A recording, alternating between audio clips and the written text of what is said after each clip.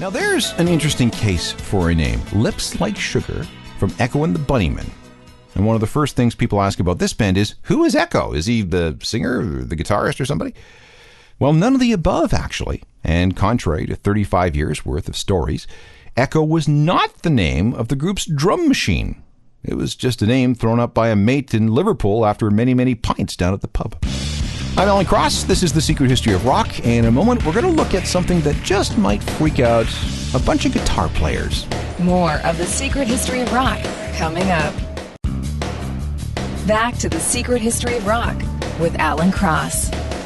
Welcome back. I'm Alan Cross, and I want to spend the next little bit talking about music and technology. And I'll start with a guy named Jim. He was born in 1923 in England. He worked in the family's fish and chip shop. When World War II came along, he was rejected for health reasons, so he studied to be an engineer. And in his spare time, he learned to play the drums. He got very good, and he started to teach. His students included Mitch Mitchell, the guy who would later go on to back up Jimi Hendrix. There was Mickey Waller. He played with Jeff Beck and Rod Stewart and Jimmy Page. In 1960, Jim opened his own drum shop in London. He continued to teach, but he also began to sell musical gear, including some giant speaker cabinets that he made at home. See, as an engineer, Jim was interested in sound and amplification. His music shop sold amps from American companies such as Fender, which was fine for a while. But then some customers started to complain that these amps just weren't loud enough when it came to playing this newish thing called rock and roll.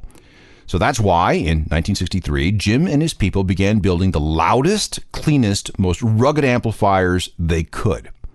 This amp, and the separate speaker cabinets with 12-inch and 19-inch speakers, was a huge success.